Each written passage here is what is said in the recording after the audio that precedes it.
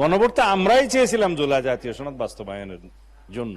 কোনোভাবে একটা রাজনৈতিক সমঝোতাবিহীন দূরভিসন্ধিমূলক একটা প্রতারণা করা হয়েছে। সেটার নাম হচ্ছে জুলাই জাতীয় সনদ উইদিন ব্র্যাকেট সংবিধান সংস্কার বাস্তবায়ন আদেশ 2025। একটা আদেশ জারি করা হলো, সেটা হচ্ছে জুলাই জাতীয় সনদ উইদিন ব্র্যাকেট সংবিধান সংস্কার বাস্তবায়ন আদেশ 2025। এই আদেশের কোনো রাজনৈতিক ভিত্তি ছিল না, কোনো রাজনৈতিক সমঝোতা ছিল না।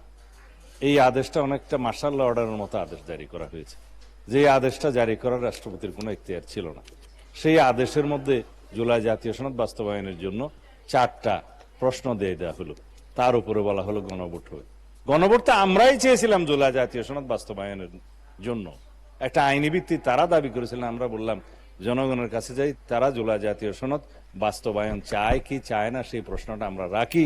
গণভোট হতে পারে, আইনি ভিত্তি রচনা হবে, সার্বভৌম জনগণের ক্ষমতা হিসাবে আমরা সেই জুলাই জাতীয় সনদ যারাই সংসদে যাবে তারা বাস্তবায়ন করতে তারা বদ্ধপরিকর থাকবে। এটা ছিল আমাদের প্রস্তাব।